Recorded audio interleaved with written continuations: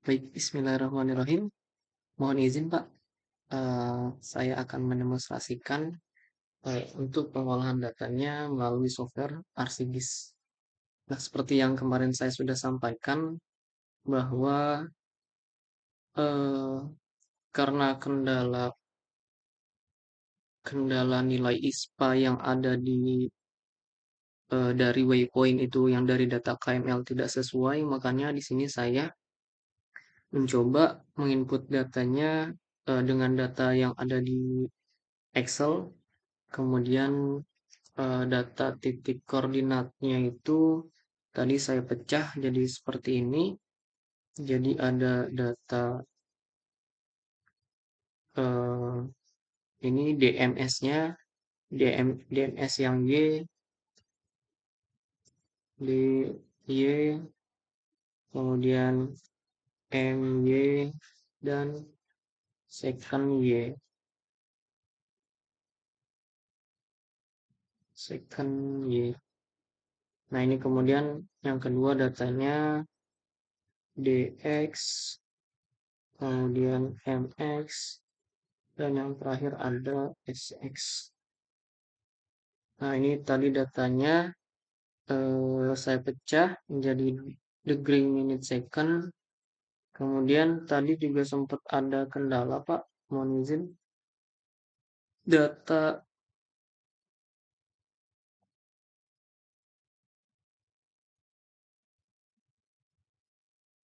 master, data master.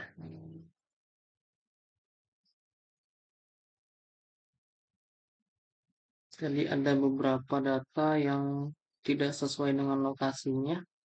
Jadi saya coba. Ini rumusnya sama seperti kemarin, Pak.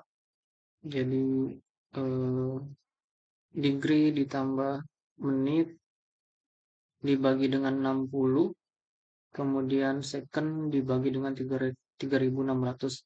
Nah, jika nilai Y-nya ini ditambahkan seperti ini dikali min 1. Nah, ini nilai Z-nya adalah nilai ISPA-nya. Oke. Ini formatnya kalau di Excel bisa, kalau di ArcGIS bisa bebas.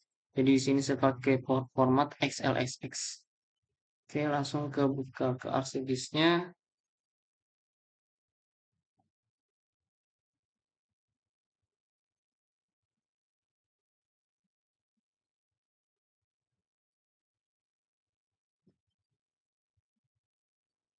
Oke, di lembarnya juga bisa diganti namanya, kita ganti misalkan keluhan ISPA. Keluhan ISPA. Oke, keluhan ISPA. Oke. Nah, di sini tampilan ArcGIS awalnya seperti ini, Pak. Tampilannya seperti ini. Kemudian jika ingin menambahkan data, di sini ada pilihan add data. Nah, biasanya tapi kalau awal biasanya bentuknya seperti ini, Pak. Biasanya bentuknya seperti ini. Jadi masih bingung, masih kosong gitu. Nggak ada pilihan. Oh, mana nih cara cara nambahin datanya? Nah, cara nambahin datanya adalah misalkan kita eh, menaruh datanya di folder data Paswiknyo. Nah, berarti di sini kita harus mengoneksikan si folder data Paswiknyo ini ke dalam ArcGIS-nya. Caranya adalah di sini di bagian sebelah kanan ada yang namanya connect to folder. Connect to folder, kemudian dicari aja.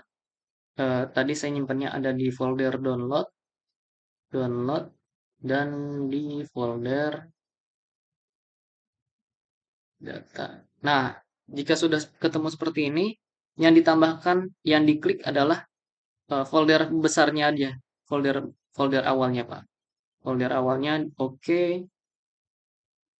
Nah, baru di sini nanti muncul beberapa pilihan data. Ada data Excel, ada data Polygon, ada data raster maupun data vektor. Gitu. Nah, karena kita akan menginput data X dan Y, makanya kita pilih yang apa namanya, add data di sini file, file kemudian add data, kemudian di sini ada pilihan add XY data, kita pilih. Oke, tampilan awalnya seperti ini. Tampilan awalnya kita harus menemukan file file yang akan kita input, data fix.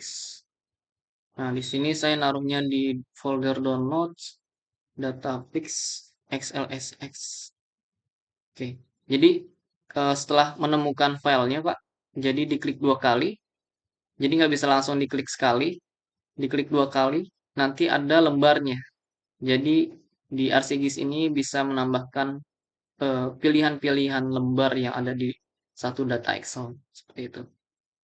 Nah, sudah oke, kita pilih add. Nah, ini disesuaikan. Di sini tadi kan saya naruhnya di kolom X, DD, decimal degree, dan Y decimal degree. Itu disesuaikan X, DD, Y, DD. Z field-nya adalah saya isikan dengan data keluhan ISPA. Oke. Nah, untuk awalnya di sini coordinate system of input coordinates di sini masih unknown coordinate system. Ini kalau kita langsung oke, nanti nggak ke detect sistem koordinatnya. Jadi kita harus menambahkan sistem koordinatnya terlebih dahulu. Nah, caranya kita pilih edit. Kemudian untuk awalnya Pak, jadi silahkan pilih datumnya dulu, jangan dirubah ke proyeksi dulu. Jadi pilihnya adalah datum, yaitu WGS84. Nah, kita pilih di geografik. Jadi kalau projected ini proyeksi, UTM, dan lain-lain. Geografik ini koordinat-koordinat global. Kita tambahkan, kemudian kita scroll ke bawah. Kemudian kita pilih Word. Kita scroll ke bawah lagi sampai kita menemukan WGS84. Ada di folder Word WGS84 yang biasa aja, yang paling atas. Oke, dan kita pilih oke. Oke, sudah muncul di sini. Sudah muncul datanya. Oke. Kemudian ini sudah muncul. Baru kita menambahkan data batas wilayah kajiannya, yaitu data Kecamatan Sepaku dan Samboja. Caranya tadi add data, gitu ya. Nah, karena kebetulan saya menaruhnya di folder download data Fastwiknya, jadi saya langsung tuju. Nah, jika Bapak masih bingung juga, silahkan folder connection-nya diklik lagi, kemudian dipilih folder mana tempat penyimpanan file yang ada atau file yang akan ditambahkan. Sini saya pilih nama datanya adalah spaku underscore samboja. Nah, di sini ada perbedaan ya, Pak. Kalau misalkan eh, logonya kotak seperti ini data poligon, kalau ada titik-titiknya adalah data titik. Kemudian kalau garis strip itu adalah data vektor berbentuk garis atau line. Oke, ini saya klik, saya pilih add. Nah, terlihat ada beberapa data di sini yang tidak sesuai dengan lokasi di Sepaku dan Samboja. Nanti kita bisa hilangkan datanya. Nah, sebelumnya, seperti yang kemarin saya sudah jelaskan bahwa sini saya rangkum lagi. Eh, Buka ArcGIS desktop atau ArcMap. ArcMap 10.8. Kemudian pilih file, kemudian add data, kemudian pilih add xy data. Oke. Pilih file yang akan di-input, kemudian disesuaikan nilai X dan Y. X, Y, dan Z. Nah, kalau misalkan nggak ada nilai Z-nya juga nggak apa-apa. Berarti yang diisi adalah nilai X dan Y-nya aja. X dan Y. X dan Y, kemudian sesuaikan CRS atau Coordinate Reference System. Koordinat referensi sistem ini menjadi WGS 84 yang ada di geografik koordinat sistem. Oke. Nah, setelah ini baru kita akan mengkonversi datanya. Konversi data menjadi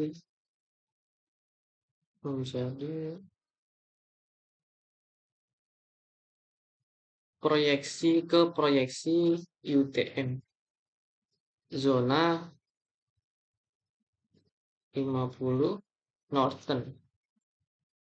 Northern. Nah, data yang mana? Data titik, dan data batas wilayah.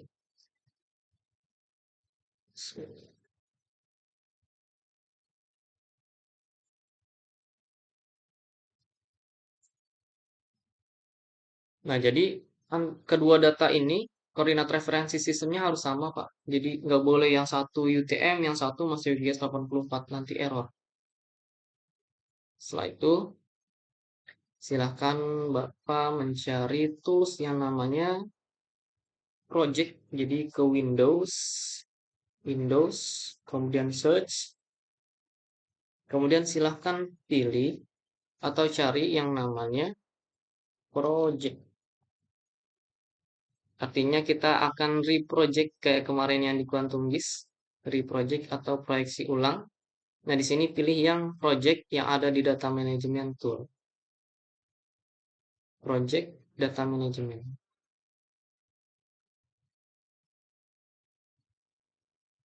Oke, kemudian yang pertama data titiknya kita akan jadikan UTM.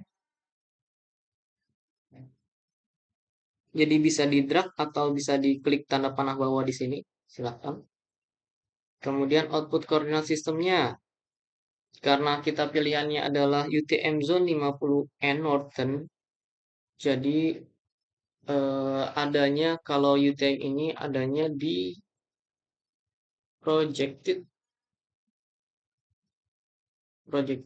coordinate system.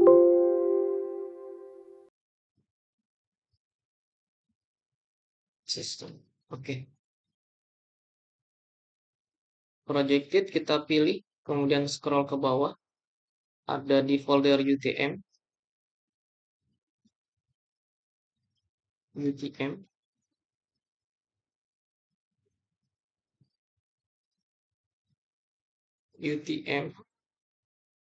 Kemudian bukan Indonesia, tapi kita pilihnya WGS 84 karena si UTM ini memiliki koneksi dengan WGS 84.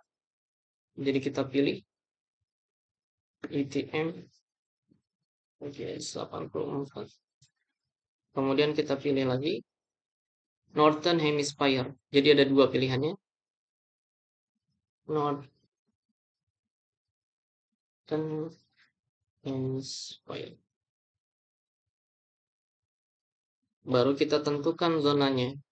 Zone 50. Kita pilih, scroll ke bawah. WGS 84, UTM Zone 50N Northern. Oke. Oke, ini kalau kita mau nyimpan output data or feature class-nya kita bisa simpan. Kita klik. Oke. Saya taruh di folder latihan. Latihan tanggal 10.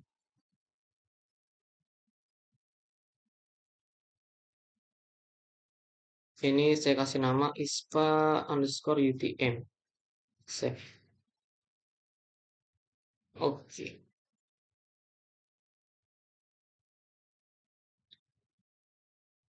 Oke, datanya sudah selesai tapi tidak otomatis tertambahkan. Jadi kita harus menambahkannya manual. Kita pilih add data lagi. Cari folder latihan tanggal 10 ISPA UTM. Oke. Kemudian yang kedua data batas wilayahnya. Spaku dan Sambojanya kita harus jadikan UTM. Caranya masih sama. Spaku Samboja. Output koordinat sistemnya adalah projected UTM Regis 84 Norton 50M. Oke. Simpan lagi.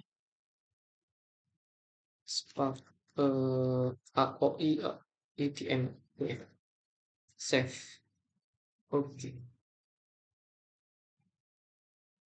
Kita cari lagi AOI UTM. Oke. Nah, ini yang datanya WGS84 kita hapus saja. Jadi ada ISPA, UTM, dan AOI UTM. Oke. Di sini kita akan memilih data yang sesuai dengan wilayahnya saja. Data yang tidak sesuai di sini kita akan hapus. Kita akan hapus. Jadi caranya silahkan Bapak menuju ke geoprocessing. Geoprocessing. Jadi kita akan mengambil data yang ada di wilayah si Spaku Sambojanya ini aja. Geoprocessing, kemudian pilih clip. Artinya clip ini untuk memotong data input sesuai dengan data clip feature-nya. Berarti input feature-nya adalah ISPA UTM dan clip feature-nya adalah AOI UTM. Nah, ini kita langsung oke saja. Oke, jadi kalau kita unchecklist di sini, yang tampil adalah data yang ada di wilayah Spaku Samboja saja.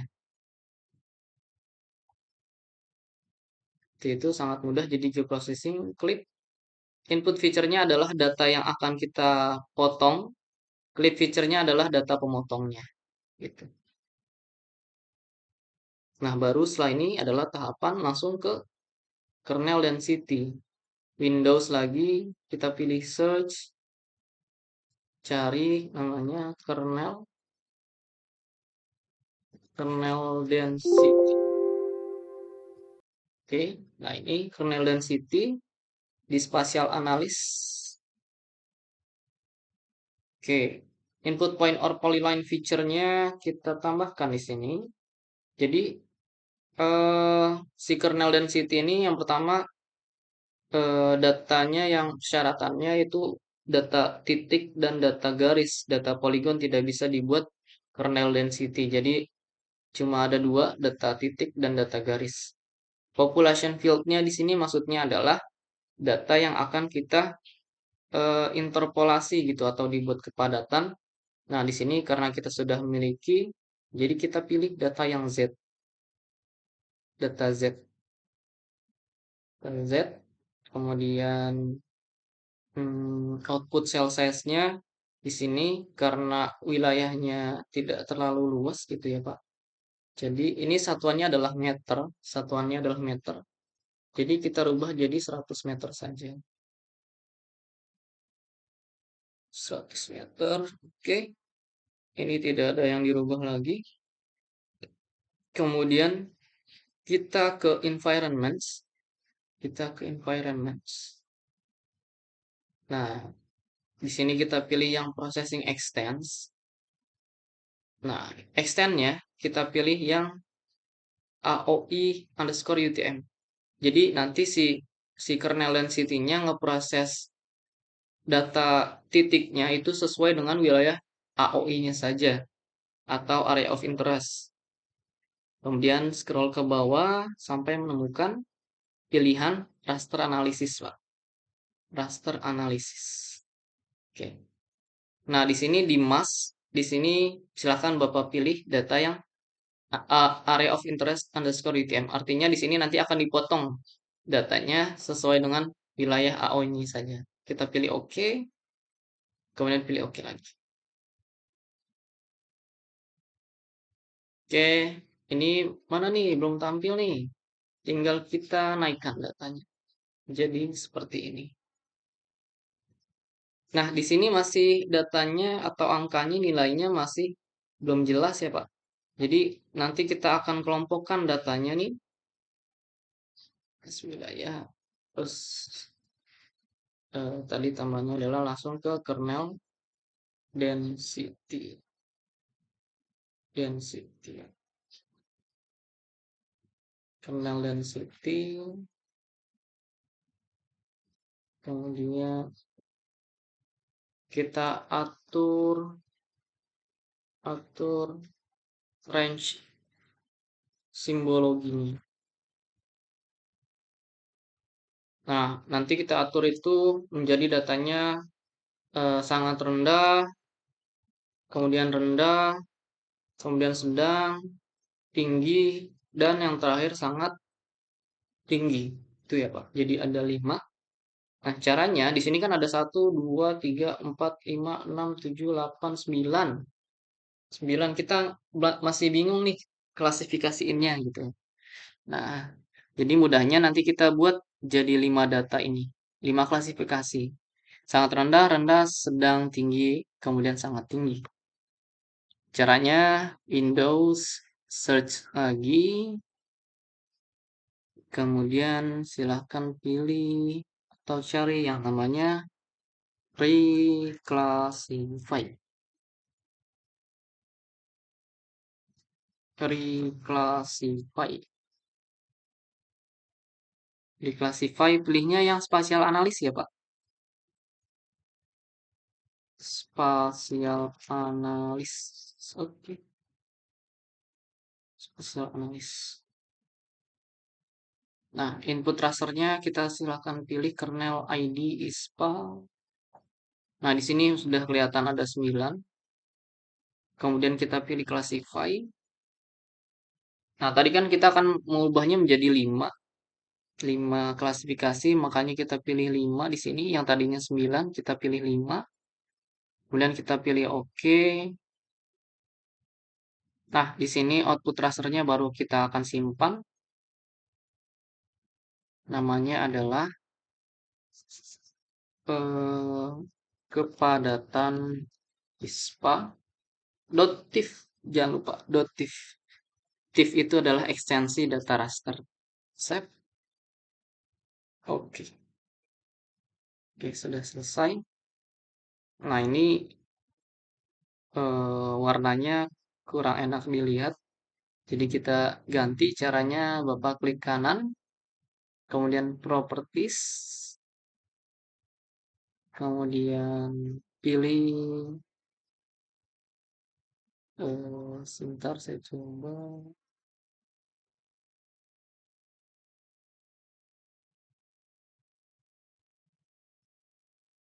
Jadi pilih yang tadinya unique value ya Pak. Jadi silakan pilih stretch. Kemudian di sini ada beberapa pilihan warna. Silahkan bebas untuk pilihan warnanya. Kemudian di apply. Nanti hasilnya akan seperti ini.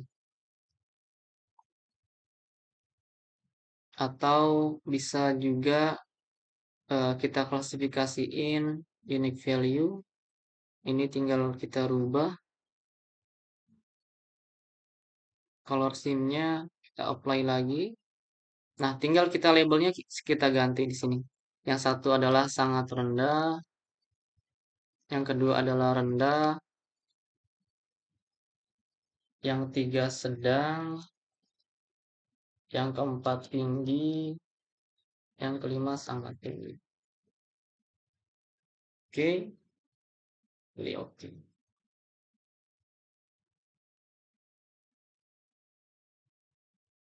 Bisa kita overlay dengan data batas wilayahnya.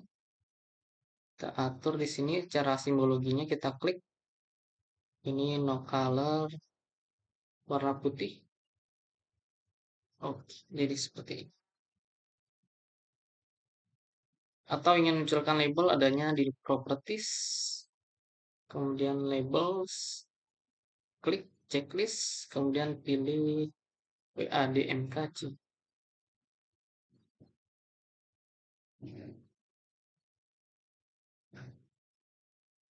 Spaku dan Samboja. Oke, seperti itu Pak. Nanti jika ada kendala atau permasalahan silahkan diinformasikan. Baik, terima kasih Pak. Assalamualaikum warahmatullahi wabarakatuh.